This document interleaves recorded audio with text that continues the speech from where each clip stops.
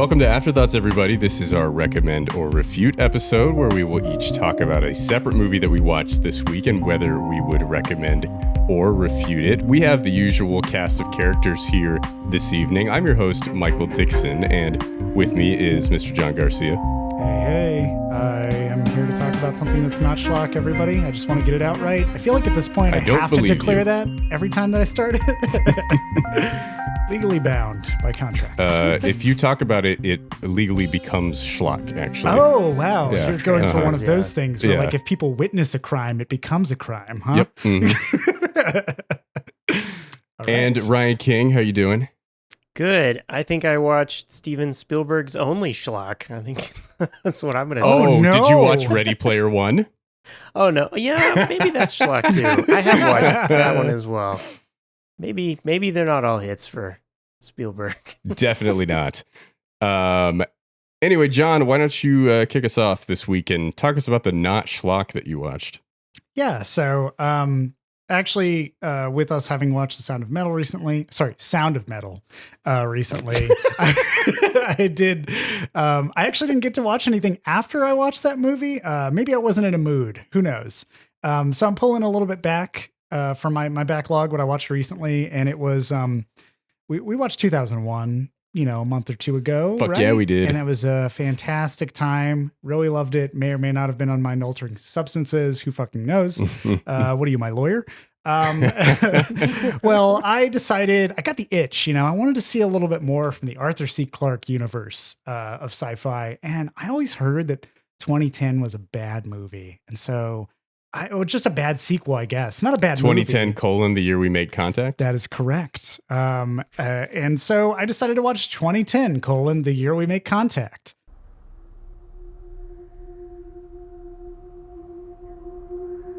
How are you going to convince your people to allow Americans to go on the flight? We are going to get there first, and you have the knowledge to make the trip work. How far away is Jupiter? Far. Mommy said you're going to be asleep for a long time. Are you going to die? Dr. Floyd. If this date is correct, then there's something down there. It is correct. It was organic. There was life. Is it moving? Yes. It's incredible. Listen for a minute. We've got to get out of here. I can't just order us to leave here for no reason. Forget reason. There's no time to be reasonable.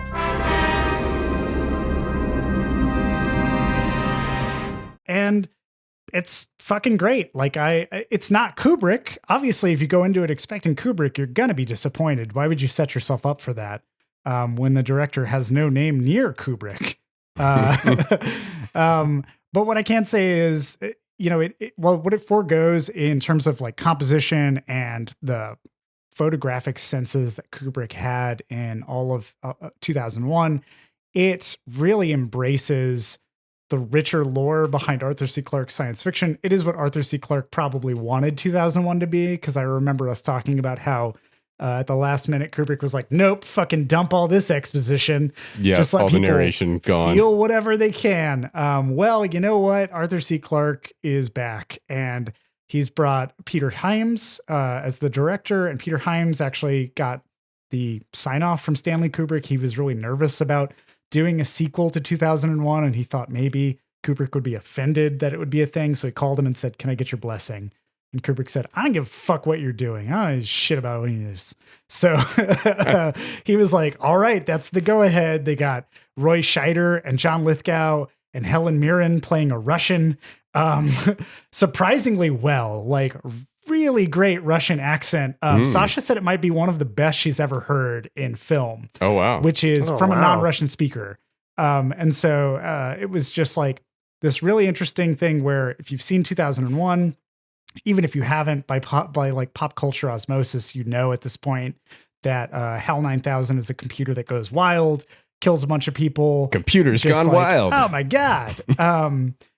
2010 is the story of, it's very riddled with like Cold War sentiments where in 2010, America and Russia are still kind of at their throats, not sharing information. Russia's been a major aggressor. Wow, that's not what's happening at all right now. And Roy Scheider worked for part of NASA. And now he kind of cleans like the satellites, I guess, that they use to scope shit out. In the middle of doing his janitorial work, he's approached by a Russian agent who basically is like, hey, what if I told you that for 2 minutes we could tell each other whatever we wanted to say? And that's like the opening of the movie. It's such a hook where he's just like, all right, 2 minutes, no bullshit. I'll tell you what the Russian government is doing. You tell me what the American government is doing. And what if I told you we could get you to the ship that has Hal on it? I can't remember what it's called. It's like Discovery 1, I think. It's like, what if I told you I could get you out to Discovery 1 before America could even get there in the next like several years? And Roy Scheider's like, well, now I'm interested. So they form kind of a treaty. Like, well, I've got a lot of cleaning to do on these satellites. I don't know. Well, I was about to switch out my 7th rag while I cleaned this massive dome. But I guess I'll listen to you. And they forge this voyage basically between Russian and American astronauts, US astronauts that go out to figure out what happened with Hal. The US has all the engineers who can figure out what happened with Hal and can activate him and talk to him. They bring even the scientist who created him. And the Russians have everything else that is needed to get out there. The spaceship and all of the logistics and all of the air packs and supplies and all that stuff. The movie is very slow and very meticulous. It's not the Kubrick kind of slow where it's letting you breathe in space and that kind of stuff. It's more of just dense and slow in information. Like it has to unpack so much about the science fiction in that Arthur C. Clarke fashion. Roy Scheider keeps a journal the entire way through and is talking constantly about what he is trying to do and what's going on. I'm kind of curious if there's a cut out there that doesn't have that, where I can just enjoy the space shots and figure out what they're doing. And everybody gives a really solid performance in their characters. Some people are a little bit hammier than others. And there's even a return of Dave. Dave comes back in it. Sorry, spoilers, everybody. And that's kind of the hook is like, how is Dave back? What the fuck's happening with Dave? He was a space baby last time I saw him. He's now a space teenager. Yeah, and they do like a whole bit with him kind of giving these ominous warnings to Roy Scheider's character of what's going to happen. It's one of those things where I think I phrased it in my review on Letterboxd of, if you can't learn to paint as well as the master can, why not learn to paint in your own style something different and engaging? Take a sidestep and don't try to make a successor make a compliment. And I feel like that's what this movie is. It's a compliment to 2001. If you're really intrigued by the science behind it or some of these aspects you want to see unfurled in another sequel, that's what this is. It gives you a lot of that context and that information if you didn't read the books, and it builds on what it did in 2001 without infringing upon Kubrick's legacy and like what he left behind in 2001. I'm not going to go back to 2001 and be like, oh yeah, I'm piecing all the lore back here and it ruins these moments or any of that. It doesn't interfere at all. So that's kind of how I felt about it. I recommend it. I thought it was really great. That's interesting. I've been wanting to watch this and just haven't gotten around to it, but yeah, I definitely need to check it out. I'm very curious to see where they would go with it, because like 2001 just feels complete. It feels like there's just no need to do anything else, and seeing more of Arthur C. Clarke's vision would be interesting to me. How is Roy Scheider in the lead? He's great. Chief Brody does a good job being in space. Yeah. There's policing the space. He is, I would say, the charismatic heart of the movie. A lot of other people are really stern or they're very sheepish about the mission. Like some people have anxiety. Chief Brody is the rock that kind of tethers everybody together. There's a few, I would say, overly schmaltzy or sentimental expositions from him in the logs. He does like, his wife is still on Earth and he writes to her. And so a lot of the logs start with like, dearest Martha, it's been a fortnight since blah, blah, blah. And it kind of ends that those parts are like, all right, fine, let's get past this. But when he's actually in the moment talking with people, he's kind of having to do that same like dance of I'm trying to close off the beaches in a way because there's a shark out here and the mayor's not letting me. He's navigating similar kind of tensions and waters. The pun for Jaws continues. But You yeah, get in like the rocket. Rocket goes into space. Sharks in space. that's what Jaws 3 should have been. After Jaws continued to seek his family for revenge, he continues to follow him to space. The one thing that I really found fascinating about it, beyond the Roy Scheider bit, was that this is not where 2001 was following you continuously into space, similar to kind of like Ad Astra. You get further and further out there and you're isolated. This one plays a game of balance where it's trying to walk the tightrope of, while they're in space, there are constant updates of increasing aggressions between the Soviet Union, which is still assumed to be around in 2010, and the United States, and how like they're having miscommunications similar to the Cuban Missile Crisis that are escalating things. And Roy Scheider and the rest of like the US and the Russian crew are both like, should we really be helping each other? Are we allied with these teams still, like these nations, or are we actually just a bunch of humans in a tin bucket out in space that need to be helping each other? Like, how can we do anything when we're so far out? And I think that that's such a palpable despair that you can feel from the cast of like, what are we supposed to pick sides when our nations are fighting on Earth, or does it matter in the grand scheme of things when we're looking at this monolith and all these other things out here? And I thought that was a really cool element to it that just, I don't know, I haven't seen it captured in some other movies.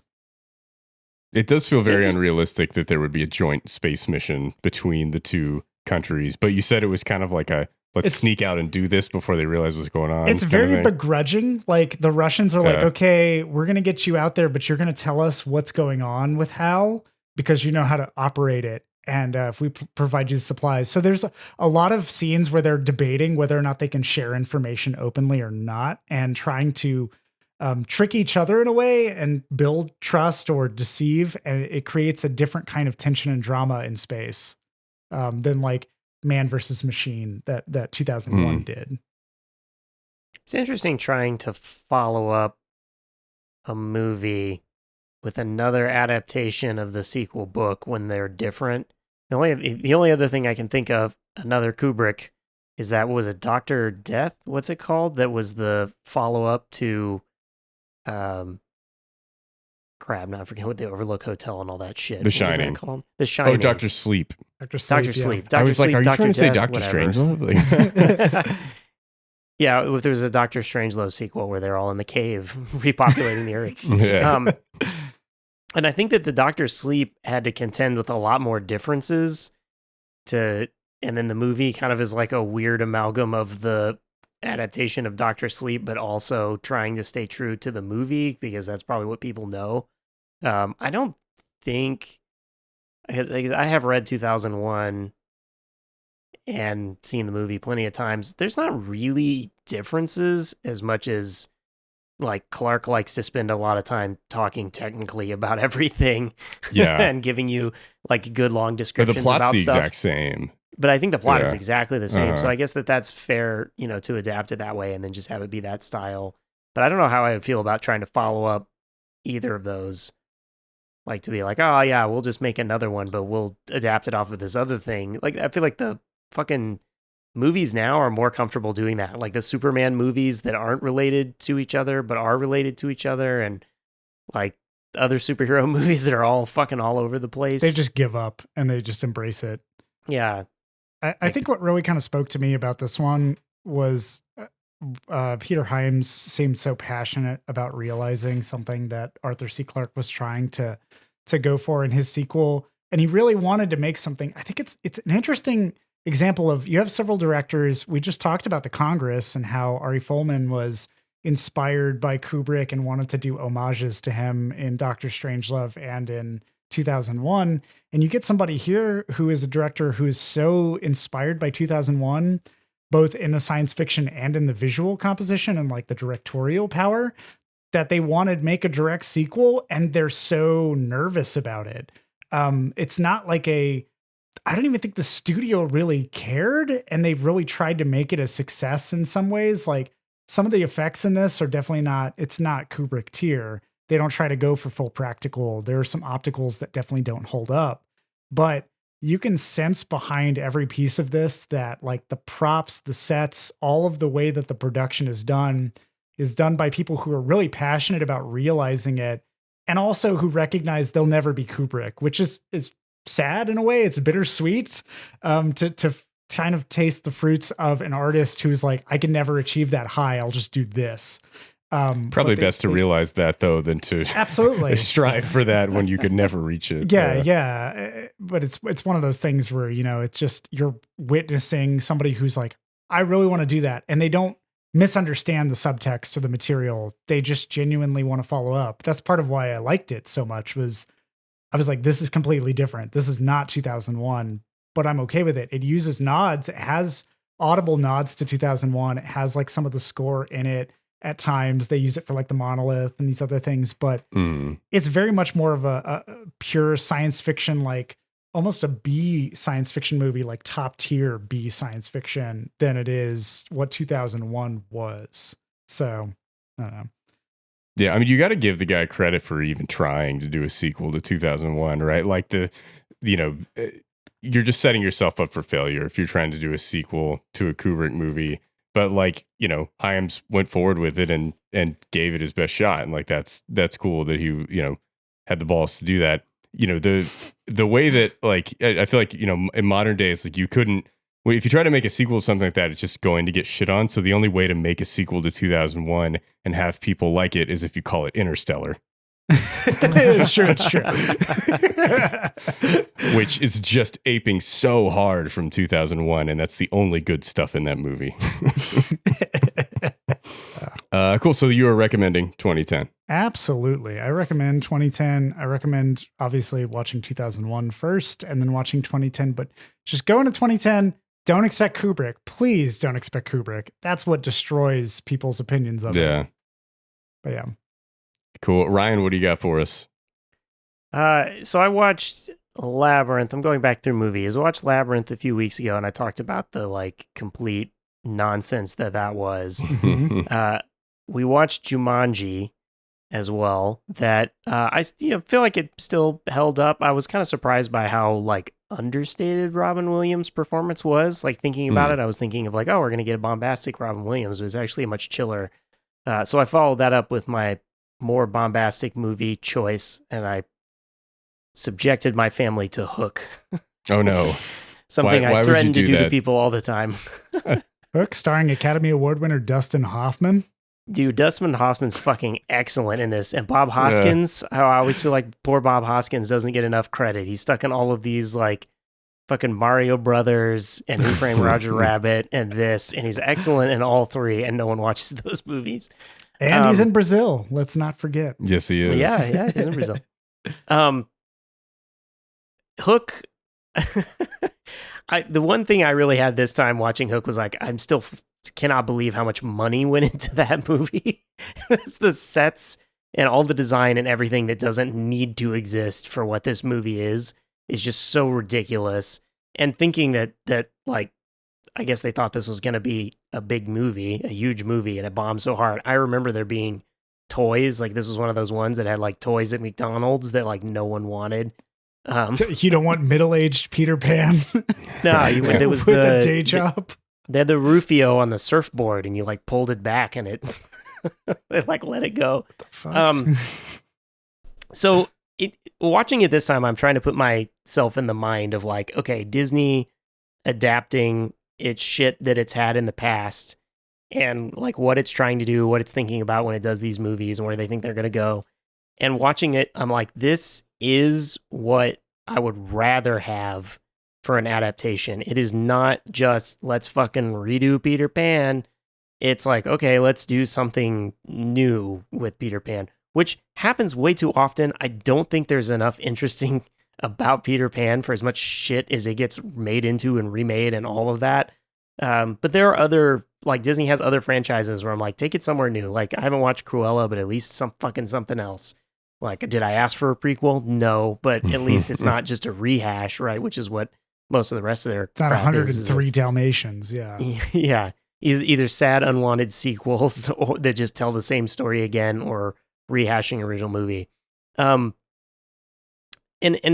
I asked my family afterwards, and they all were like, "Yeah, that was fine." Now I have said they have horrible taste, but Darla thought it was fine too. She enjoyed it, and it really is not as bad as I feel like it gets credit. This is kind of what I was talking about last week, where I'm like, someone that says this is the worst thing they've ever seen hasn't watched enough movies to know what really bad movie actually is. Yeah, this one is like, it's fully, I watched The Astrologer. Yes, yeah, exactly. The Hook is like, it's fully functional. The characters are fleshed out. Like, you know who they are. You know why things are happening. Like, it's all there. I think the problems with this movie is it's like tonal whiplash, especially towards the end. Like, at the end, we have this giant Lost Boys versus Pirates fight where in one scene, literally, a kid is like shooting eggs that a chicken is like hatching live into pirates' faces. And then another kid rolls up into a ball, and like this is what all they do with the fat kid in this movie. I feel really bad about that. That's another downside to this movie. They roll him up in a giant ball and like roll him down a hill so he knocks over all the pirates. And the next scene is Rufio getting stabbed to death by Captain Hook, like back to back, which is then followed with Peter Pan and his kids just leaving. No one ever acknowledges Rufio again. It just moves on. So yeah, I'm like, that's the part, but I almost feel like that makes it entertaining, because as you watch this movie, you're constantly like, why? Like, what? Why do we need to be doing this? Like, what is going on? And it never exactly feels out of place, but it all is sort of like, why would someone do this in a movie? I think that's generally like what I feel about Hook, is like, how did this get past so many people? How did this get all approved? All those boardroom decisions. Yes, all that happened. Dustin Hoffman is fucking excellent. Like, he's in a whole nother movie. He's on a whole nother like plane of existence in this movie.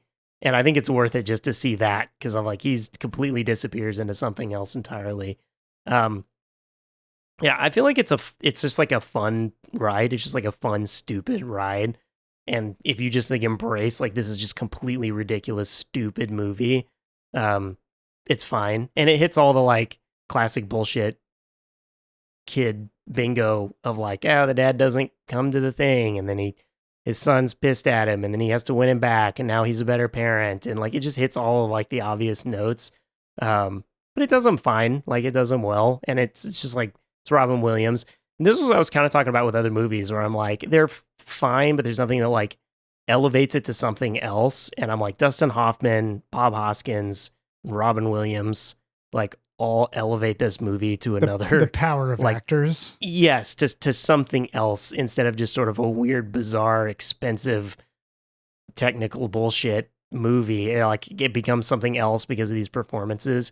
I also this time was really kind of surprised at the like Tinkerbell Julia Roberts plot line, because I think as a kid I didn't really ever pay attention to that. It was just sort of a weird, like, I guess Tinkerbell likes Peter Pan, but it came off like really more like bittersweet and kind of weird, of like this, infatuation. I guess the like, infatuation that Tinkerbell had with Peter Pan, and then thinking that like he would come back and they would actually be something, and then her knowing, like, I guess accepting like it's not going to happen. I'm like, we need that in the Peter Pan movie? Like, it's another one of those things where I'm like, what? Why do we need this? Like, why is Sounds this like in here? Sound of Metal. It's like,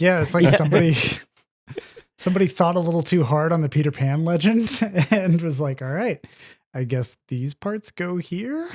Yeah, we got to do something with Tinkerbell. She's important. She's a big property. Apparently this movie was an absolute disaster to make, I think, which is also what played into it. Like, it's way too many kids. It's way too complicated sets, like with way too many things going on. Julia Roberts filmed like everything in front of a green screen before that was a cool thing to do. And so she interacted with like no one and was going through a really horrible breakup at the time. And so she was like storming off of set and like gone for like weeks at a time when they needed her. And which I mean, she was going through hell, I think, talking to no one, like acting to no one. I've seen Ian McKellen break down on the set of Lord of the Rings. I know what that's like. Yeah. So the effects work for this movie is really honestly only the like flying stuff and the, I don't know why they had to do it in front of a green screen stuff with Julia Roberts. And this is like early green screening where it like honestly looks like pretty much what anyone could do on a YouTube video like right now, like in like 5 minutes. You could do with the software today, but I'm sure it was like hard and ridiculously expensive then. There's like 1950s opticals that have done things better than those green screens have, right? Yeah, like, yes. And it was one of those, I think it was more of like Spielberg was like cool new technology and wanted to play with it than necessarily it was the right fit for this movie, because I was trying to comprehend why they have these just ungodly elaborate sets for the pirate town or ships or whatever. And then it's like, no, we're just going to put Tinkerbell in front of a green screen instead of building a set for that too. Like, yeah, fuck it. Have you guys seen this? Has anyone else other than me watched Hook? In the world, has anyone else watched Hook? So I remember seeing it as a kid, and I was like, this is fine. Like, didn't love it. And I watched a lot of shitty movies as a kid that I really liked. And it was like, I don't know. This one doesn't seem that great. My younger sister really liked it and was always wanting to watch it. I was like, really? Do we have to watch that again? And then like, I never really thought about it again until like, I don't know, 5 years ago. And then all of a sudden, I'm like, all of these like millennials are like looking back on Hook as if it was the best movie ever. And I'm like, when did this happen? When did we all decide that Hook was this great masterpiece that like no one seemed to like at the time? Like, if I didn't like it as a kid, that means it sucked pretty hard, I would guess. But I don't know. Like I haven't seen it since I was probably 11 or 12. It's probably around the same time we all decided that the live action Popeye movie was fucking dope. Also Robin Williams. A lot of drugs on that set. Yeah, definitely. Yeah, I remember this movie, Ryan. I remember the imaginary meal that they all have where Robin Williams learns to believe. Something about that is just Peter. Yeah, something about that is ingrained in my brain. I'm just like, oh, like I just need to fucking pretend that this food is good, and that's how I get through some of my meals, I guess. I don't know. Yeah, I don't remember too much beyond that though, other than like Peter being very sad. not like emotionally sad in the movie, just very a depressing character. Yeah, I think the only other time this movie was mentioned, some friends and I in college were riffing on it, and I wanted to make a t-shirt that had the decapitated head of Peter Pan that said, you know how nothing bad can happen to you if you never leave Neverland? I left Neverland. That was like the t-shirt idea. But also like, what is the logic of Neverland? You just never grow old? I don't know. Ryan, I'm sure you had plenty of notes. Oh yeah, we had a conversation about yes. My theories of growing up into pirates. I knew you would. Yeah.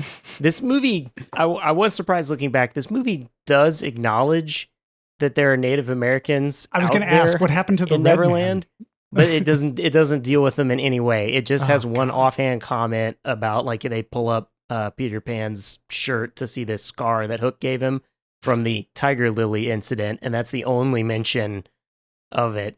But if you take that into context, there are other children and other adults in Neverland that aren't pirates or lost boys.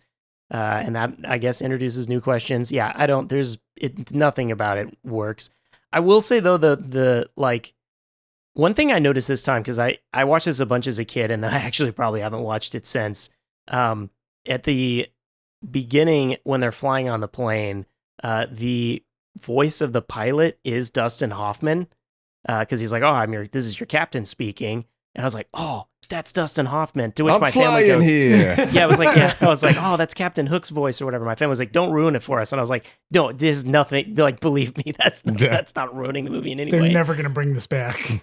Yeah, in the play version, the actor for Hook is also the actor for Wendy's dad, usually, and there's like an implication of the story being this like dealing with your parents and getting away, and it kind of being a Jungian thing. Yeah, not realistic, I guess, or something. So, maybe you can take that. In the movie, it like I think functionally says it's real, like as far as that universe is concerned, which does open up a host of problems. Yeah. This was a movie. Yeah, my sister liked this movie and watched it a lot. She is a kid. Kids get very comfortable, like they want to rewatch something and feel the comfort of it. Mac and me a shit ton of times. Yeah, I know. Yeah. She would do that all the time. The only one that I watched over and over was Secret of Nim, which is another like, not as, I guess it's starting to become fondly remembered, but quite horrifying as a child movie. But I didn't care for Hook, especially when the little girl sings, which I still don't like, for whatever reason. But it has just been in my head ever since then for some stupid reason. And it's all these tiny little stupid things. It's like watching it immediately. I'm just like, hey, like all this. And I say lines from this stupid thing that no one knows. Like they're just horribly out of context. And yeah, I don't know why. I don't know why they stick in my mind. You know what I realized? You didn't even tell our audience what Hook's about, Ryan. You never told them. Yeah, they got to find out the fun of it. They gotta go watch it. I'm recommending it. He has used the words Peter Pan and Captain Hook several times, so I think people can pick up on context clues. I mean, there's some context clues, but the unmitigated gall of this man to just it is amazing. Like the plot idea that like, okay, Peter Pan leaves in honestly a creepy way. The way the movie makes it out to be. And then I guess just grows up and becomes a businessman or whatever. Do what? You have a child bride? I can't remember what the creepy way is. So he keeps coming back to like Wendy's house like over and over every so often, even after Wendy gets married and is like a grandmother, I guess. He comes back and she's like a grandmother. By the way, Maggie Smith is Wendy in this movie, and they put her in. They make her like 97. Oh, shit. It's quite ridiculous. So she's really good in what it is. But he comes back and he's like, "Oh, you got to go with me. Let's like have another adventure." And she's like, "I'm an old woman. Like I'm not going back to Neverland. Like I don't know what you want." Make other friends. Yeah, and she was like, "I have my family. Like I have a granddaughter." And she like points over to the bed and her granddaughter's sleeping, and he's like, "Oh, I'm gonna give her a kiss." And he pulls out the thimble, which is like the fucking, Peter Pan's an idiot that thinks the kiss is a thimble thing from the play and the book. What the fuck? She's like, "No, you can't do that. Don't like do to her what you did to me." And he's like, "No, I'm going to give her a real kiss." And then he legit like kisses her while he's sleeping. And we don't get any of the further beyond that. Just magically now they're have kids and are in the real world. But I was like, okay. And she, like, Maggie Smith was okay with this, apparently. It's just like, yeah, Peter Pan decided to stay here with my daughter. That's fucked. I don't know what to say about that. So then through somehow, I can't remember what triggers it, Captain Hook finds out that Peter Pan has kids and kidnaps them. Oh. But tries to get out. Apparently Smee has like a fucking network of spies in the real world because he like captures the kids and he brings them and Hook is like looking at him and he's like, "These are Peter Pan's kids?" And he's like, "Yeah." And then when Robin Williams shows up, they're like, "This isn't Peter Pan.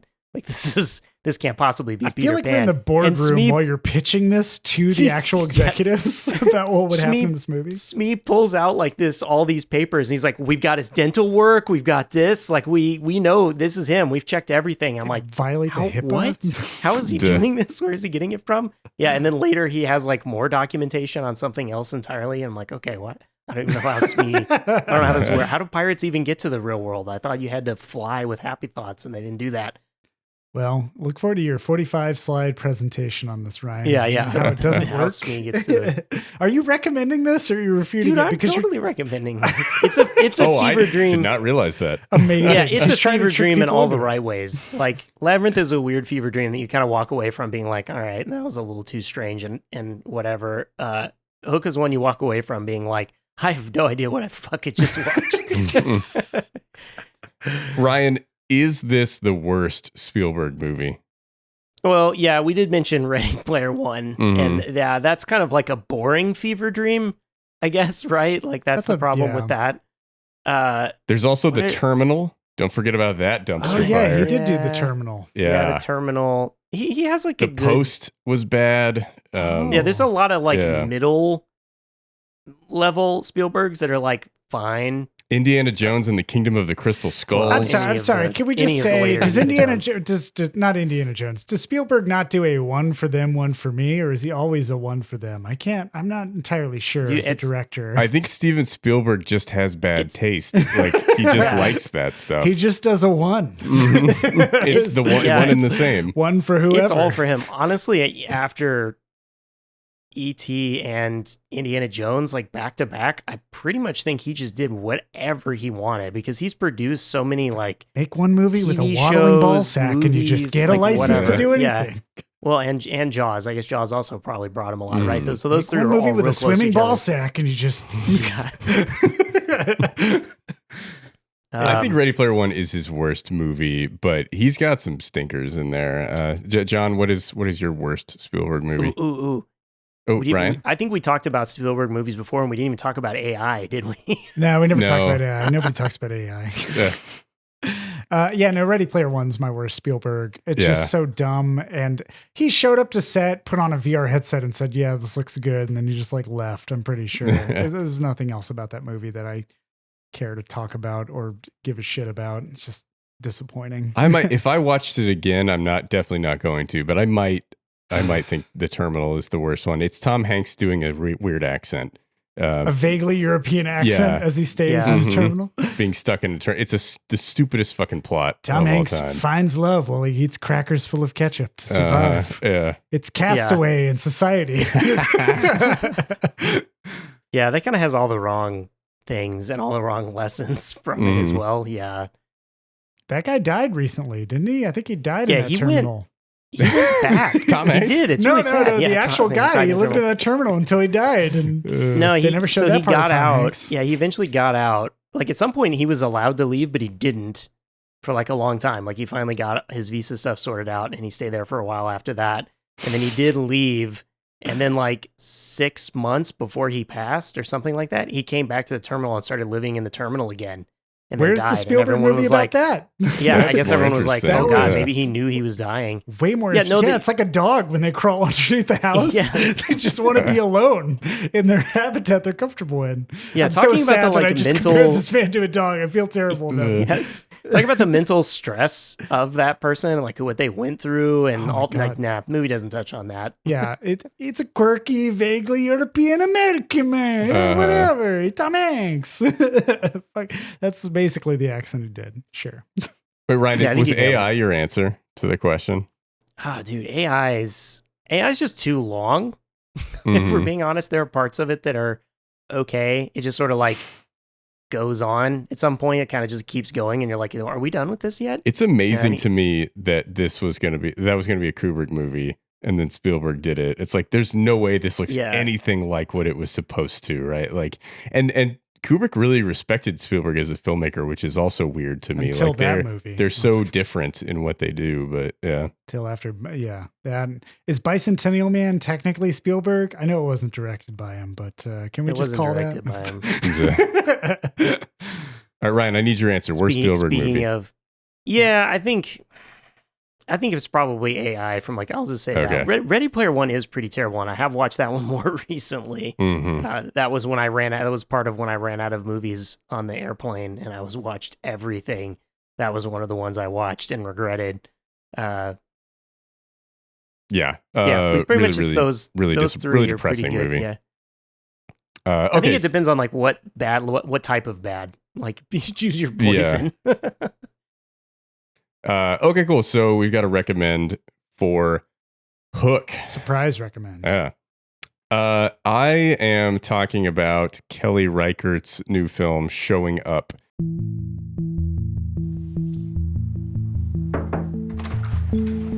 Hi. She's amazing. Love the green stockings.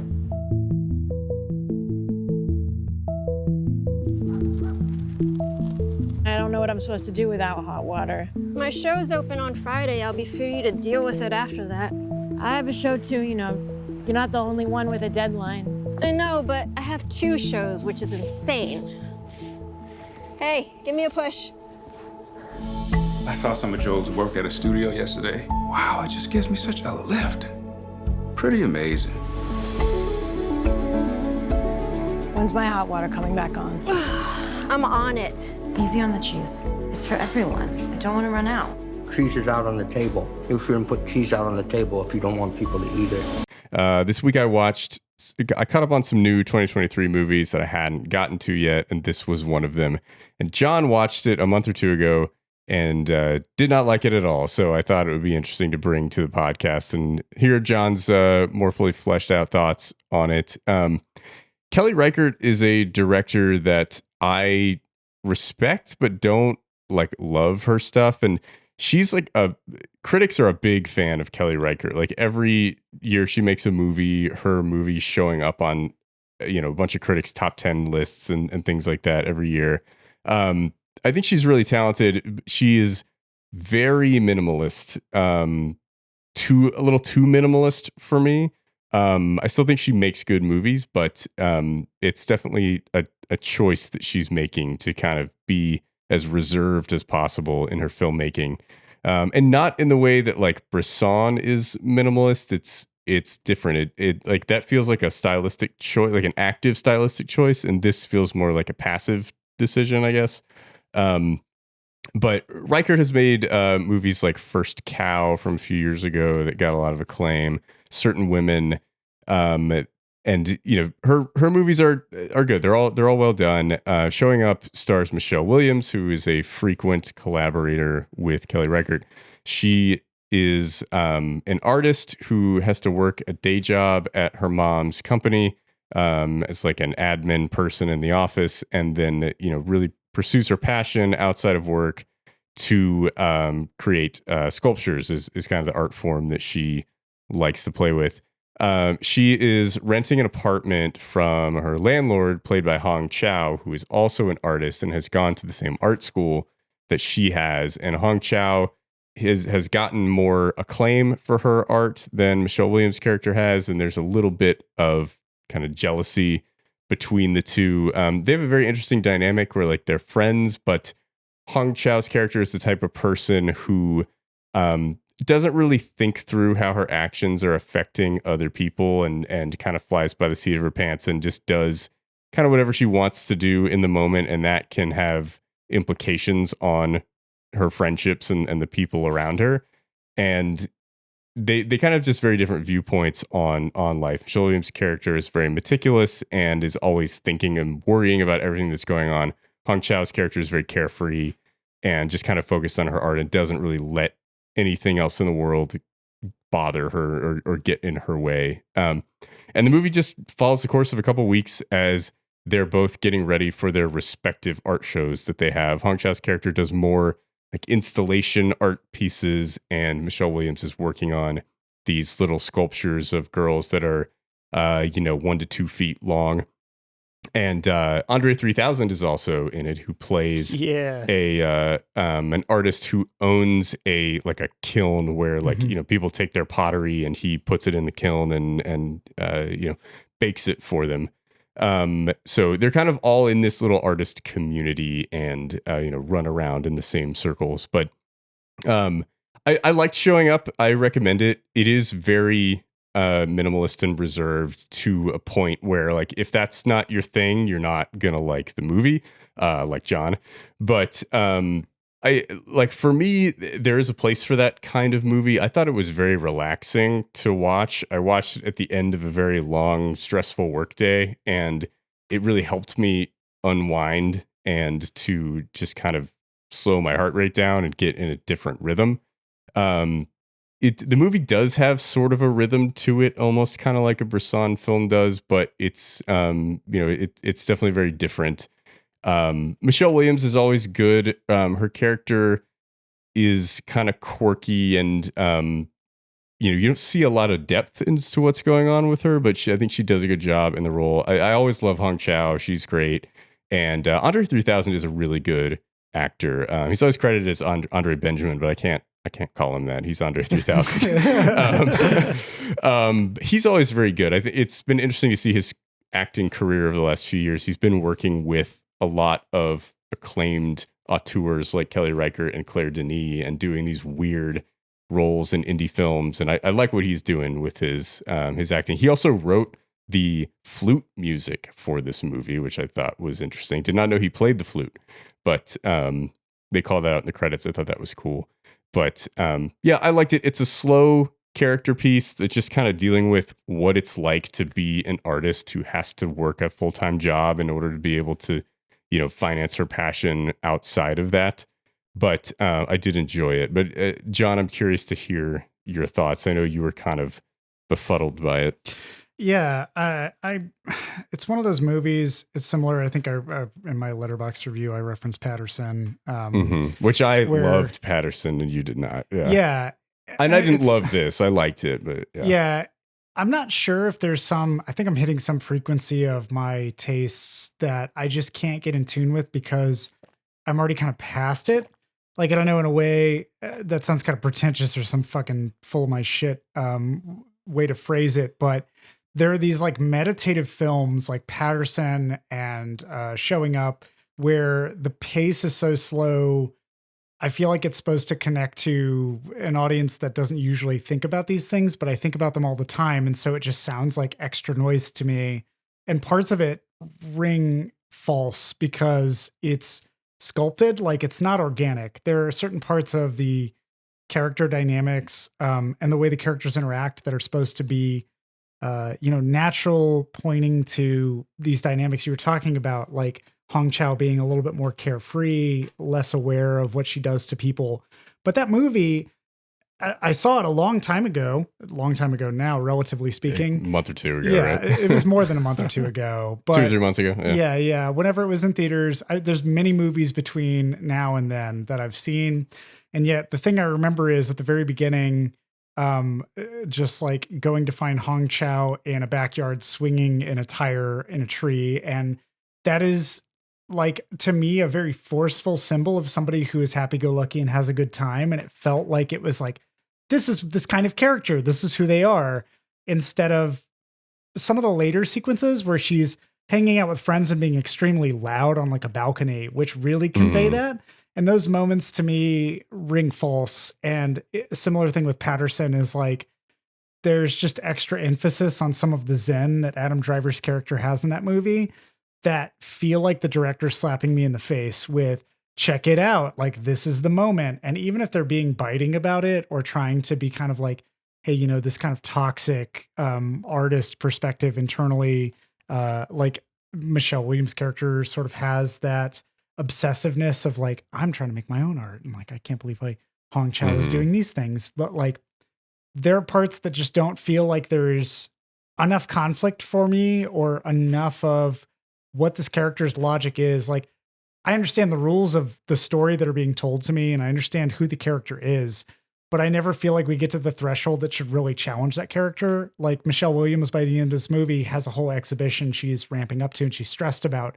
And then it just like happens and it dissolves. And yeah, that can be real life for sure. But I felt like the movie itself had such an encapsulated and narrow audience of people that came into that. It didn't feel like there was anybody externally outside of the cast that really came in to challenge her. Some curveball that would have been thrown where she was actively like some random dude who walked in from the street from like a Jersey Mike's with a fucking sub sandwich in his hand who's like, fuck is all this are? This is bullshit. And like her being upset about it or something. And having Hong Chow, I don't want Hong Chow to like have to console her, but Hong Chow and her do have moments where they recognize each other as artists, but it still feels like a director pulling strings, like a puppeteer behind it that I can see. And so when I got out of the theater, I was like, yeah, I get it, but I just don't love it. And I don't even know that I like it to the full effect. And one of my friends who told me, he kind of rated it like, 4 or 5 stars. He was like, oh, it's all about that like artist jealousy, like jealousy and envy of other people's art and what they're doing. And I'm like, I just never really felt that. Like I understood it, but I never felt it. And that was like, for me, what I took away. So that's my take. Yeah. Interesting. I mean, I like Kelly Reichardt is not for everybody.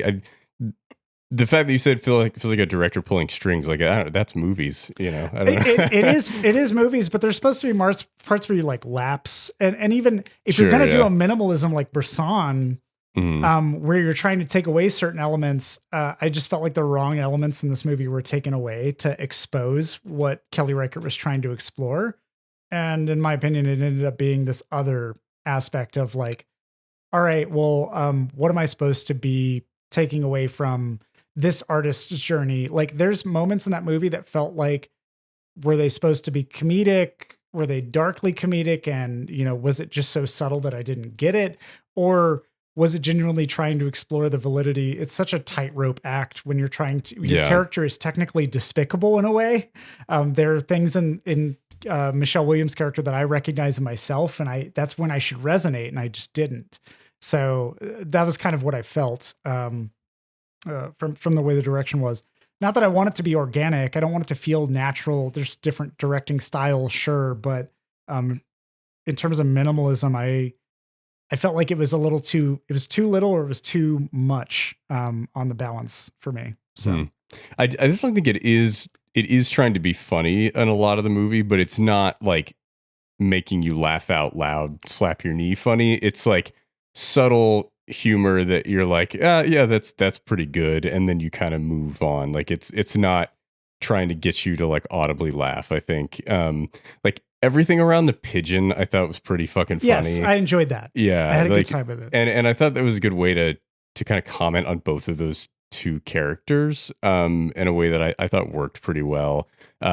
It basically a part of the movie where a pigeon flies into Michelle Williams' window and her cat starts mauling it, and so she just like dumps the pigeon out of her back window, and Hong Chow is her neighbor and landlord, finds it in the flower bed the next day, and she's like, oh look, I found this pigeon, you got to help me fix its wing. And then she like bandages it up, and she's like, oh, can you take care of this all day now, because I gotta go do my art, you're not doing anything else, right? Why don't you take care of this fucking pigeon? And like yes, that dynamic is I feel like it's a really good way to establish those two characters and kind of who they are and the differences between them. And Michelle Williams is pissed, but she's also just very concerned about the bird, and she's like, well, now I guess I have to make sure this thing is going to be okay. And she's like going above and beyond to take care of this thing. Meanwhile, Hong Chow kind of forgets about it for a while. And, you know, when she does take care of it, she's not tending to it in a fashion that Michelle Williams thinks is enough, right? So then she's getting upset, and it's like, you threw this thing out your window and now you are like concerned about its,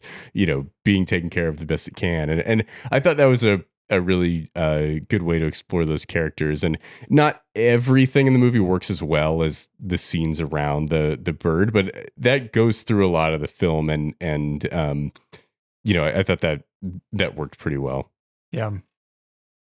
But which movies of Kelly Reichardt do you recommend to start with or to jump into? Yeah, I think First Cow is probably the most approachable of the ones that I have seen. I haven't seen a lot of her earlier work. I've heard great things about Wendy and Lucy and Night Moves and some of her earlier films.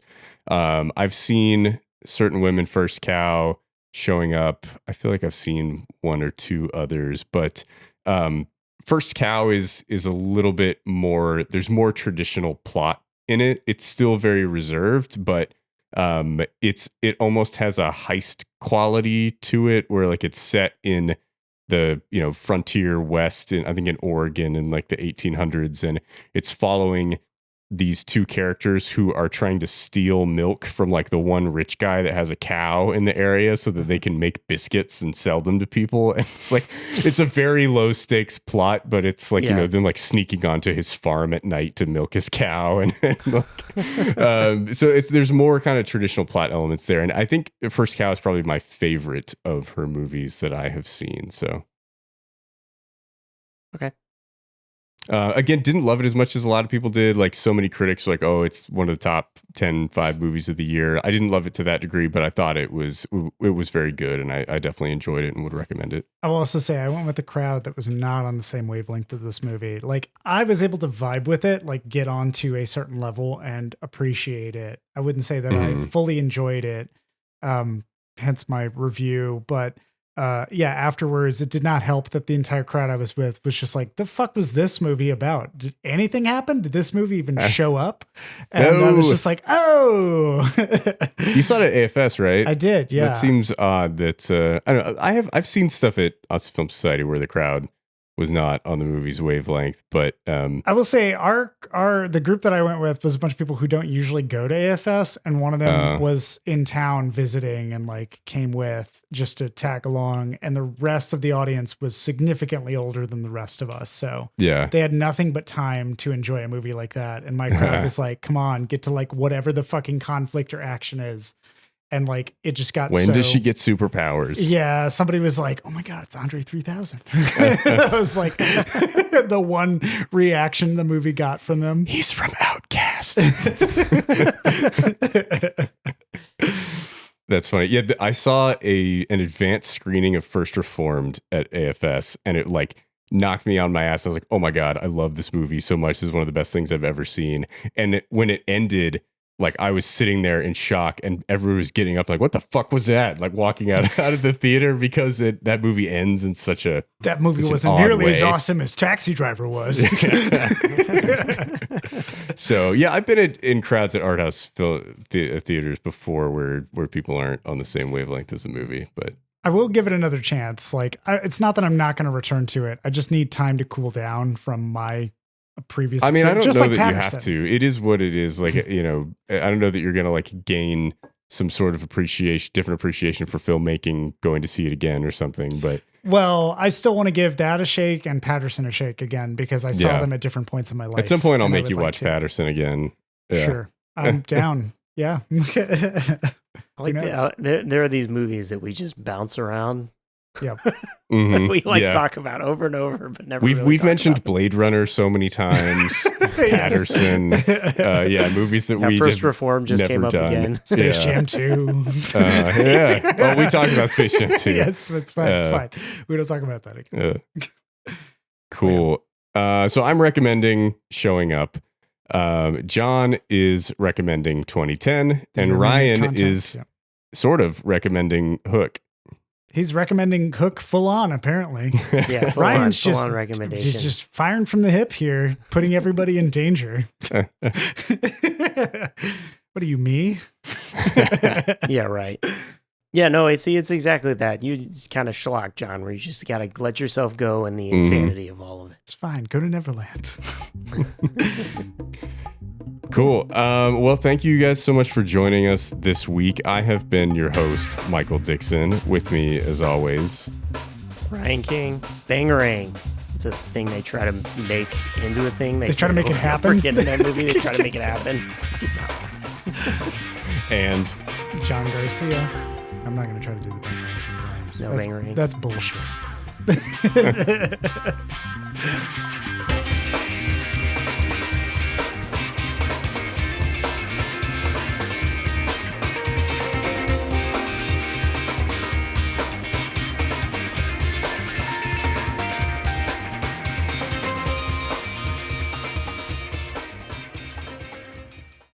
Hey there, movie buffs, TV toughs, and all listeners in between.